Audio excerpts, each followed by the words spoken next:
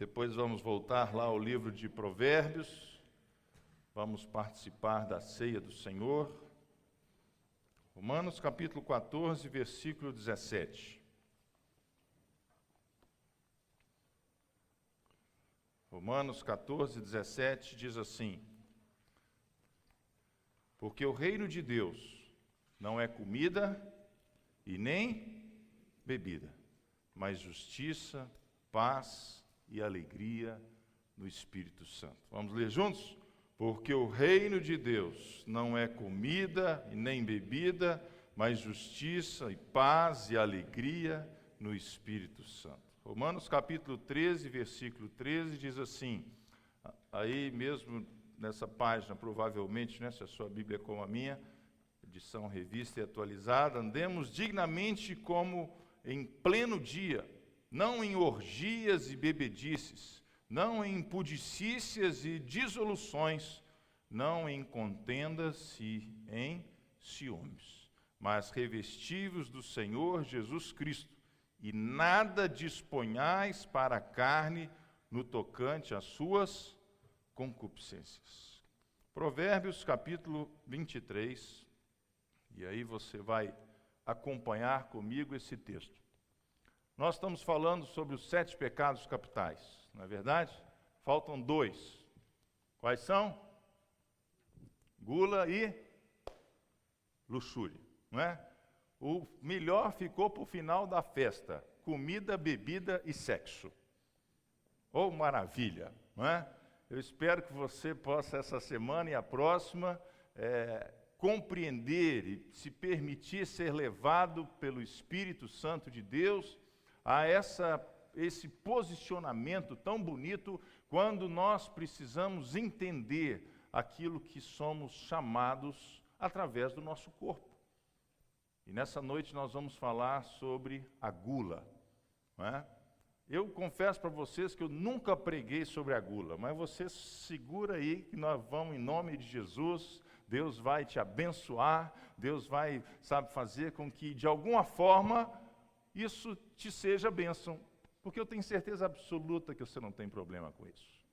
Absoluta convicção, não é? Isso é para quem está lá fora, não é? Mas nessa noite nós vamos cavar um pouco, diga para o seu vizinho, vamos cavar um pouco mais.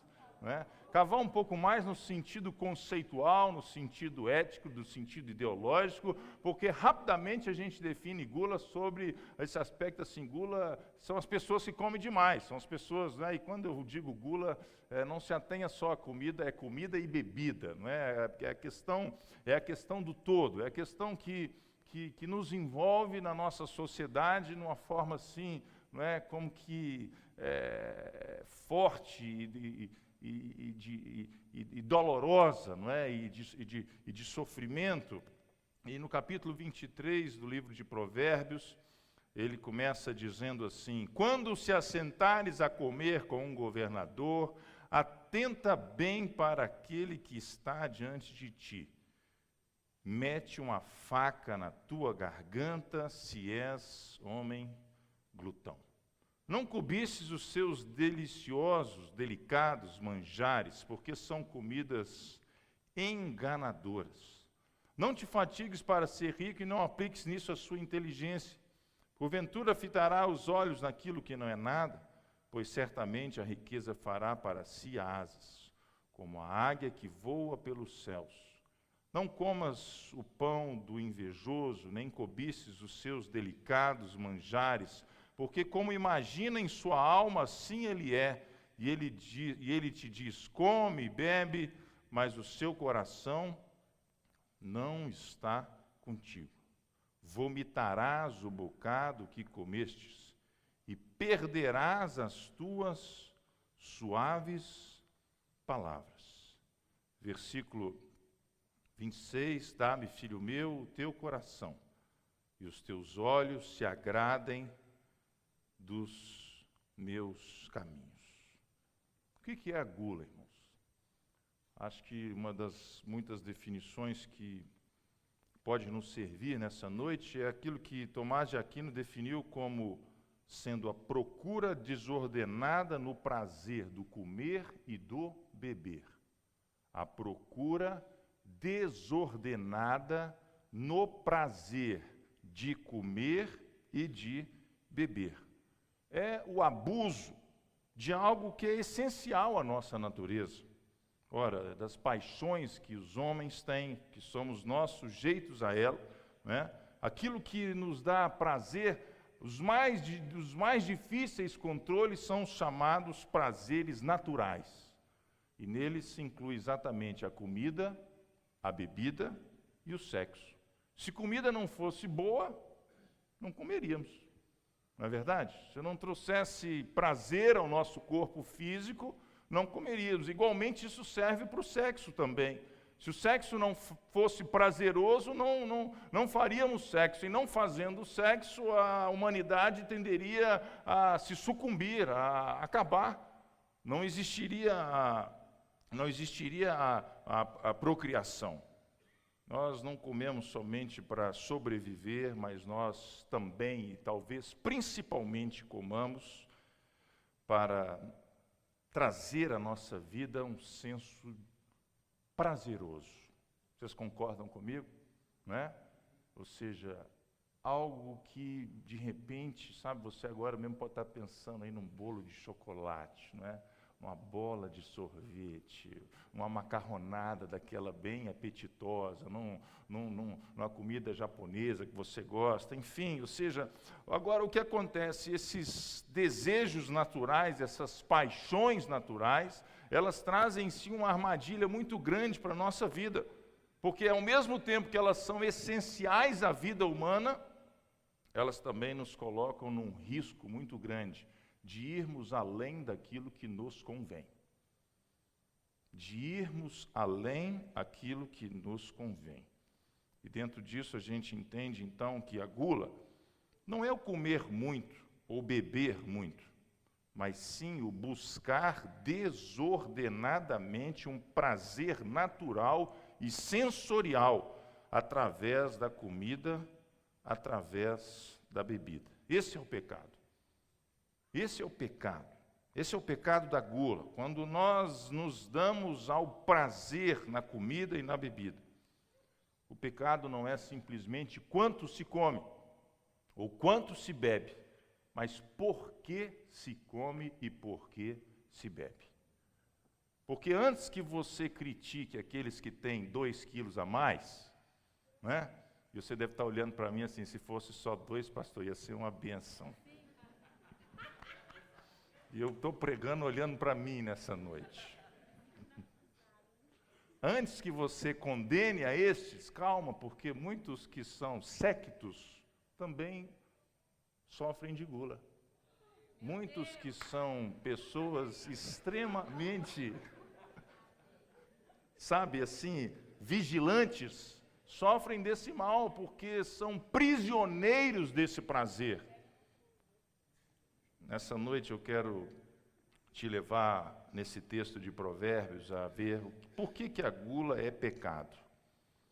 Versículo 1 e versículo 2.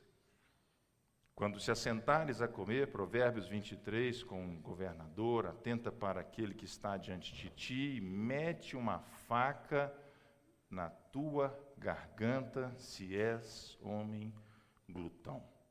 A gula, queridos. E quando eu disser gula, por favor, amplie esse conceito também sobre o aspecto não somente do que se come, mas o aspecto também daquilo que se bebe, ok? A gula, ela envergonha o homem. A gula, ela traz essa falta de dignidade. A gula, ela apequena a nossa estatura de personalidade. A pessoa, quando ela é conhecida como uma pessoa gulosa, como um glutão, desde a sua adolescência, desde a sua infância, ela já ganha logo uma dúzia de apelidos. Já não vai mais naquele aniversário, porque fulano está vindo, Beltrano está vindo. Ou seja, é uma pessoa que tem a sua dignidade afetada. Ou seja, a gula, ela é pecado porque ela envergonha a nossa natureza humana. Ninguém, queridos, ninguém em sã consciência quer ter perto de si ou muito menos na sua família, alguém que seja caracterizado como um homem glutão. Ninguém. A gula, ela também é pecado, no versículo 5 diz aí, porque ela nos leva a uma ilusão e ao vazio. Na maioria das vezes que comemos desordenadamente, nós pretendemos matar a fome da alma, alimentando o nosso corpo. A geladeira, irmãos, não é culpado. Diga para o seu vizinho, a geladeira não tem culpa das suas angústias, dos seus medos, das suas decepções, dos seus fracassos. Ou seja, nós muitas vezes queremos descontar na comida aquilo que é para nós angustiante. Seu time perde, vai você, enche a cara. Você é demitido, vai você, enche a cara.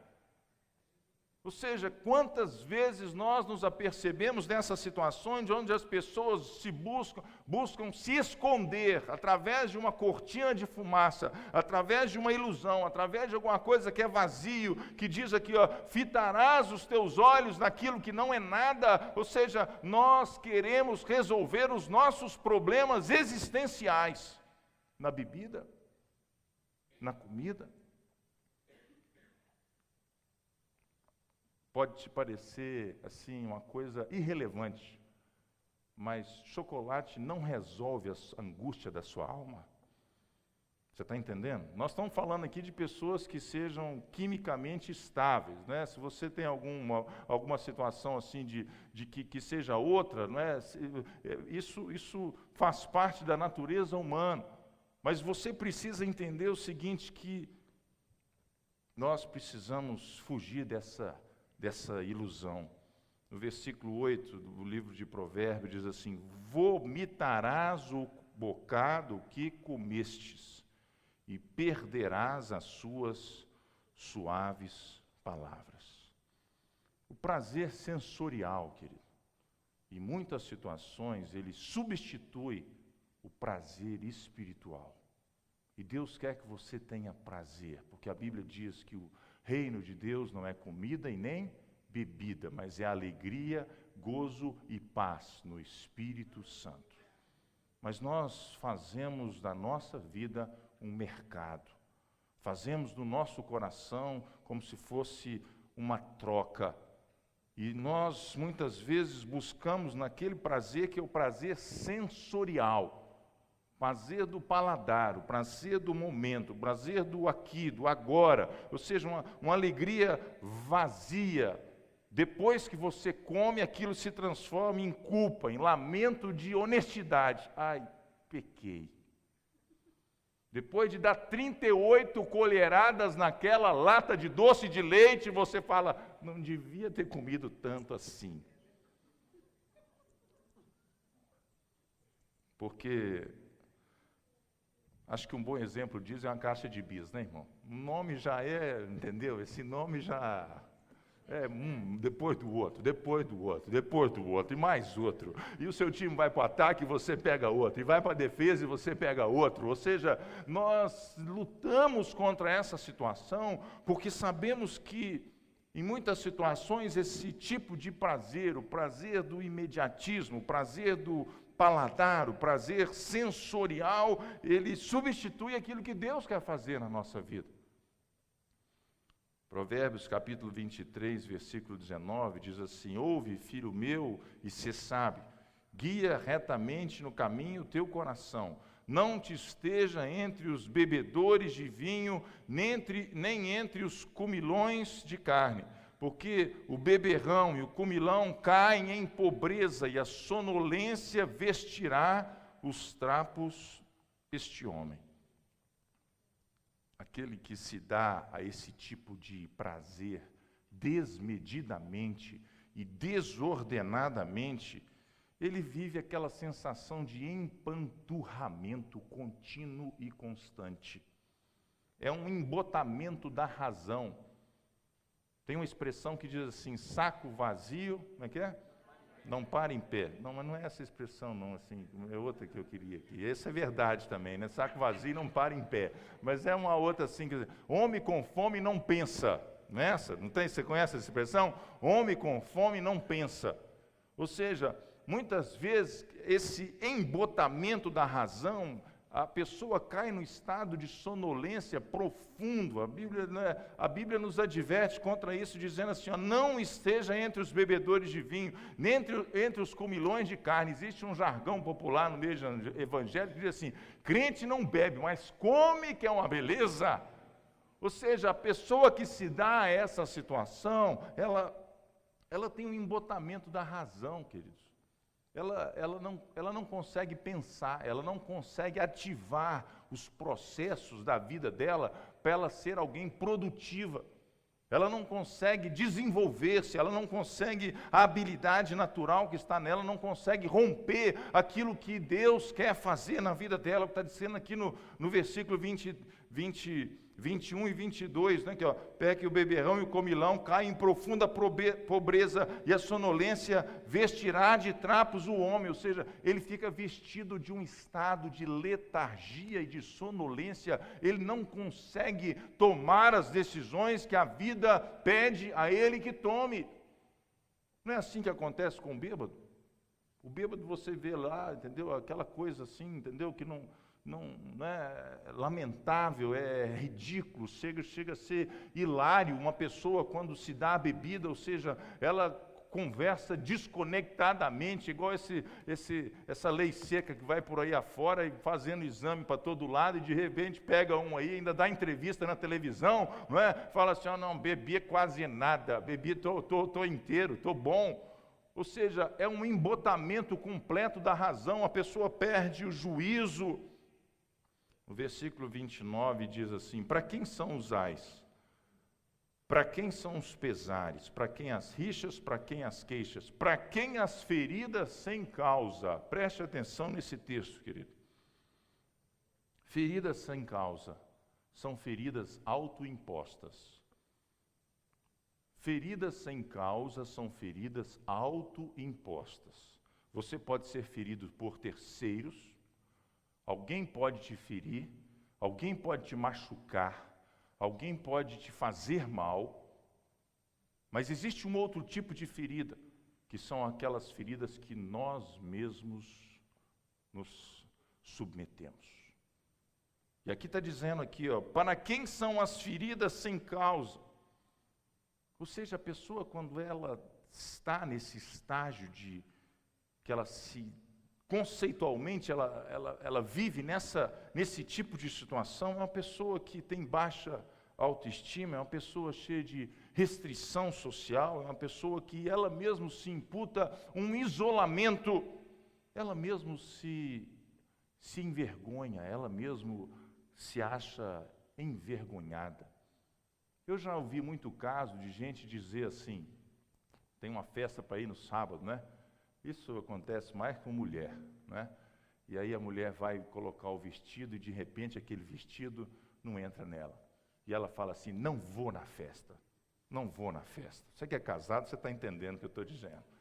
Não vou na festa, entendeu? Mas não vai na festa porque 2 quilos, 3 quilos, o que são 2? Eu nunca vi na minha vida alguém dizer assim, não vou na festa. Por que você não vai? Eu não vou na festa porque eu sou mentiroso, não vou na festa porque eu sou orgulhoso, não vou na festa porque eu sou arrogante, não vou na festa porque eu sou soberbo. Agora a pessoa deixa de ir na festa porque o vestido não serve nela. Ou seja, a pessoa deixa de se comunicar socialmente porque ela se veste de vergonha, ela se isola, ela se restringe, ela se imputa feridas na sua alma. Ela é cheia de senões. Essa angústia, né, ela subverte os valores da vida. Nós vivemos nessa situação que, no versículo 32 aqui, ó, no capítulo de Provérbios que nós estamos lendo, é todo ele sobre o glutão, sobre aquela pessoa que se dá a bebida, pois ao cabo morderá como a cobra, e picará como o basilisco.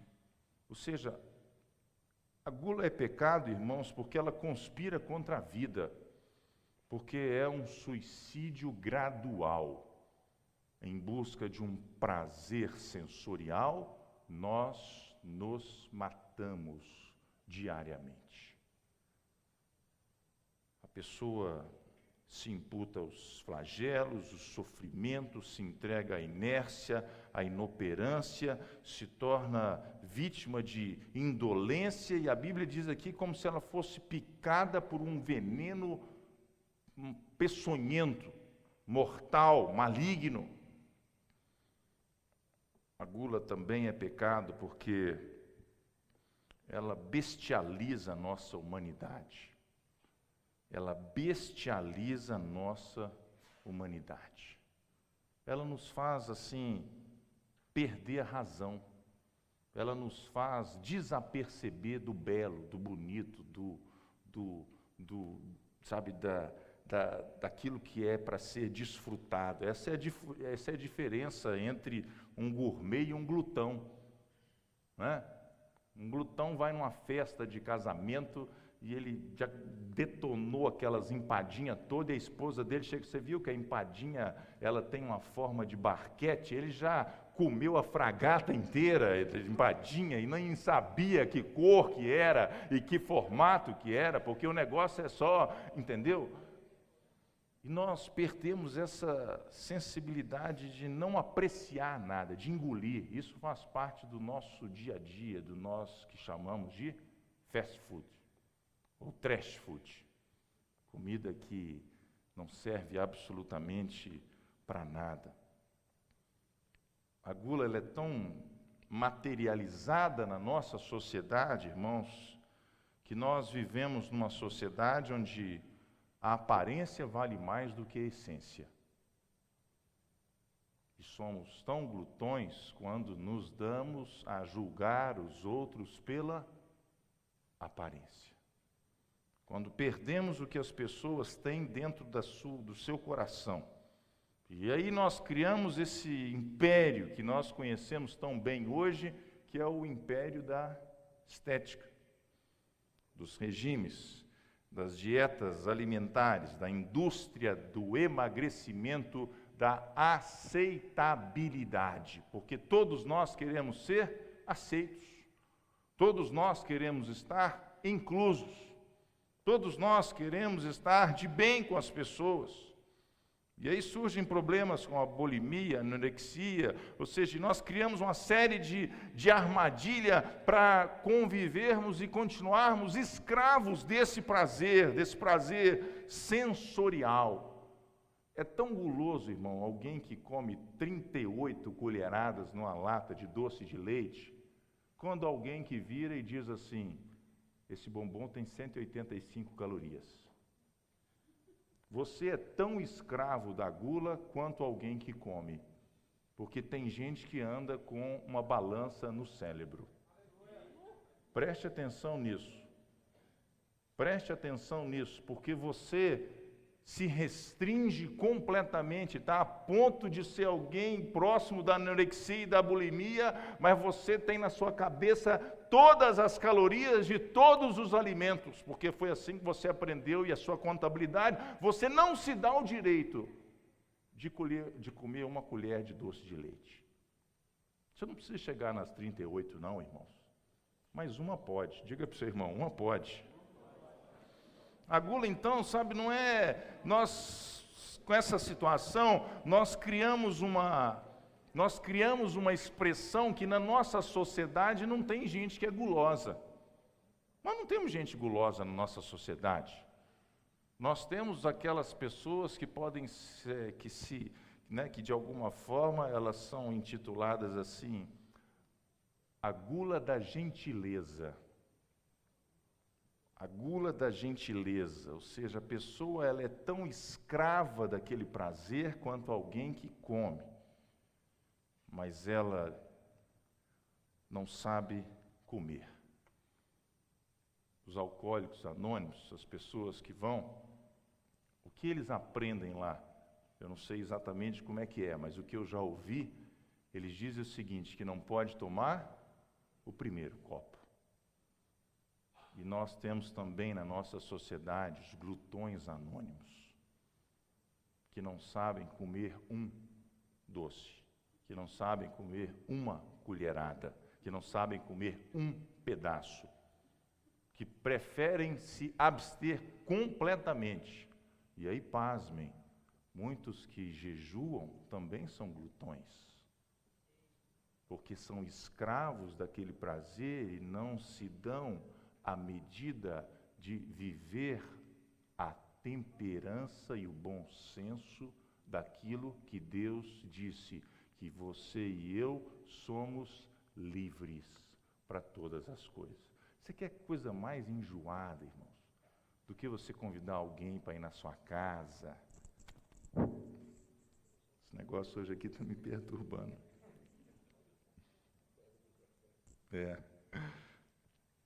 E a pessoa vive à base de alface e agrião, irmãos. Você está entendendo?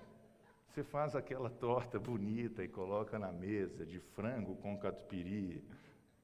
Ou você perdeu uma boa oportunidade de dar glória a Deus. Você faz aquele bolo de chocolate, você traz aquele sorvete, você faz aquela coisa com amor. Você está entendendo o que eu estou dizendo? E a pessoa fala, não, muito obrigado, a minha alimentação está à base de alface e de agrião.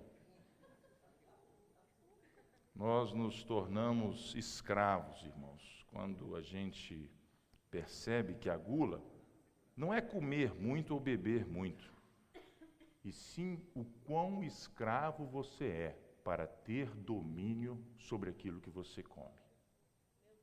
Vou repetir. A gula não é o quanto você come, mas sim o quão escravo você é para ter domínio sobre aquilo que você come. Porque Jesus, nos evangelhos, ele ia na casa de todo mundo. Eu tenho a impressão que Jesus comia de tudo, irmãos. Lá no céu você pode perguntar para ele. Não, muito obrigado, hoje eu só estou à base de alface e de rúcula. Se era pizza que estava na mesa, ele mandava ver a pizza. Se era frango com quiabo, ele mandava para dentro o frango com quiabo, entendeu? Se era sobremesa, ele vai me dar um pedaço que eu vou comer também, porque a comida é alguma coisa que nos aproxima das pessoas, e nós hoje criamos dois mundos. Nós criamos o mundo daqueles que são aceitos e o mundo daqueles que não são aceitos. Nós criamos o mundo daqueles que estão politicamente corretos e o mundo daqueles que não são politicamente corretos. Nós fazemos na nossa cabeça o invólucro ser mais importante do que a essência. Nós julgamos as pessoas por quantos quilos elas têm e pelo manequim que elas vestem. Preste atenção nisso, querido. Porque Deus... A Bíblia diz no livro de Gálatas que foi para a liberdade que Cristo nos libertou. Você é livre. Você é livre para dizer sim, você é livre para dizer não. Versículo 34 e 35, olha aí, no livro de Provérbios. Serás como que se deita no meio do mar e como que se deita no alto do mastro, e dirás, espancaram-me e não me doeu, bateram-me e eu não senti. Quando despertarei, então tornarei a beber. A gula é pecado porque existe um conceito de expansividade debochada sobre essas pessoas. São ridicularizadas e se tornam como se fossem verdadeiros palhaços. Brinca com tudo, não leva a vida a sério em nada. A autoestima está baixa, apanha das pessoas e ri. Não tem amor próprio. Se tornam escravos dessa situação porque a si mesmo não aceitam, não se aceitam. Qual é o antídoto contra a gula, irmãos? O que Deus nos pede? Primeiro, joga fora a sua balança cerebral. Joga fora a sua teoria de que você precisa ter, sabe, você vai ser vitimado por esse prazer. Porque todas as coisas que Deus criou foi para o nosso deleite e foi para o nosso prazer. O que nós precisamos é exatamente encontrar a medida exata. O antídoto contra a gula, contra a bebedice, é o domínio próprio, ou aquilo que nós chamamos de temperança. Tem um livro do André Conde Sponville, Pequeno Tratado de Grandes Virtudes, e eu quero ler um parágrafo que ele diz sobre isso. Não se trata de não desfrutar. Você está comigo nessa noite? Não se trata de não desfrutar, ou de desfrutar menos, porque isso não seria virtude, mas tristeza. Não seria temperança, mas ascetismo. Não seria moderação, mas impotência. Mas se trata de desfrutar melhor. O sábio é aquele que sabe desfrutar do objeto de prazer, antes que ele se torne fastio, antes que ele se torne em repulsa. Ou seja, esse filósofo está nos dizendo o seguinte, que não é você se abdicar, não é você passar a ter uma dieta à base de alface e de agrião. Não é você, sabe, se aneurar tanto com essa situação que você não se permita ser livre na sua vida, para ir na casa das pessoas, para conviver com as pessoas, para estar em harmonia com as pessoas. Não é você se tornar uma pessoa entristecida, aborrecida, que ele usa essa palavra, né, de ascetismo, ou seja, o que é uma pessoa que faz isso? É aquela pessoa que se restringe de tudo, de absolutamente tudo, que não quer chegar nem na mesa, que não quer nem ouvir falar, que não sabe, que condena quem fala, que brinca com quem come, ou seja, a pessoa, ela não tem temperança. Ela é tão vítima quanto o glutão. O sábio é aquela pessoa que sabe desfrutar do objeto de prazer antes de se tornar um fastio, ou seja, antes de você querer, sabe, te dar náusea aquilo. E Deus te deu esse poder, irmãos. Deus nos deu essa unção. Deus nos deu essa capacidade para sermos senhores dos nossos desejos. Você está comigo nessa noite? A temperança é a virtude pela qual permanecemos senhores dos nossos desejos, ao invés de sermos escravos dele. Ou seja, quem decide o que você vai comer é você. Quem decide o que você vai beber é você. E você precisa entender que existe prazer nisso, mas você também precisa entender que existe um ponto que esse prazer, a partir daquele ponto, esse prazer se transforma em pecado. Num desejo, sabe, sensorial. Essa noite, quando vamos participar da ceia do Senhor, queridos, eu confesso para vocês que eu não me lembro, nesses últimos 25 anos, sei lá quanto, ao ouvir alguma pregação sobre gula. Porque não é um assunto comum, não é um assunto fácil de se lidar, não é um assunto fácil de se explicar, não é um assunto fácil de se deglutir. Porque todos nós, em maior ou em menor escala, somos vitimados por essa situação. Mas de toda a síntese, de todo, sabe, o conjunto que nessa noite eu procurei falar para você, eu queria que você pudesse se aperceber que você tem domínio sobre o seu objeto de prazer. Você tem domínio. Você está entendendo o que eu estou dizendo nessa noite? Você tem domínio.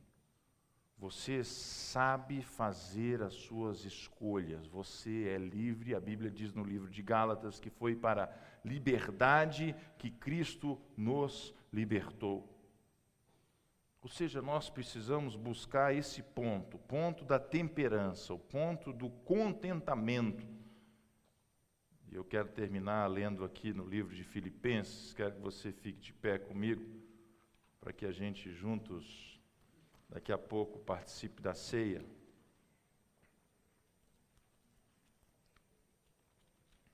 Capítulo 4 do livro de Filipenses, um texto muito conhecido.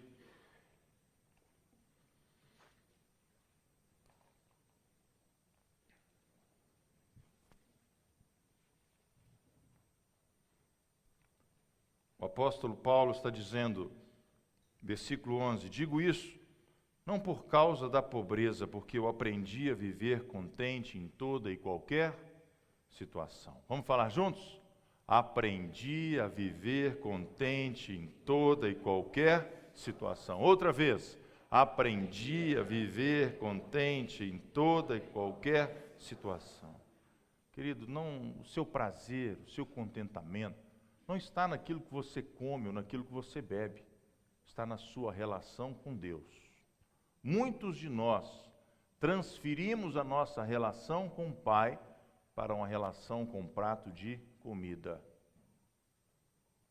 Por que existem tantas pessoas no álcool, no vício, sabe, e se perdendo por aí, porque querem contentamento, porque querem alegria, porque querem encontrar alguma coisa diferente na vida, porque falta a intimidade com o Pai, porque falta a revelação de quem Deus é para o indivíduo. E o apóstolo Paulo diz, tanto sei estar humilhado, como também sei ser honrado. Em tudo e em todas as circunstâncias, já tenho experiência, tanto de fartura quanto de fome, assim como de abundância, como também de escassez. Ele completa dizendo, capítulo 4, versículo 13, tudo posso naquele que me fortalece. Querido, você é livre. Diga à pessoa que está do seu lado, você é livre. Você é livre.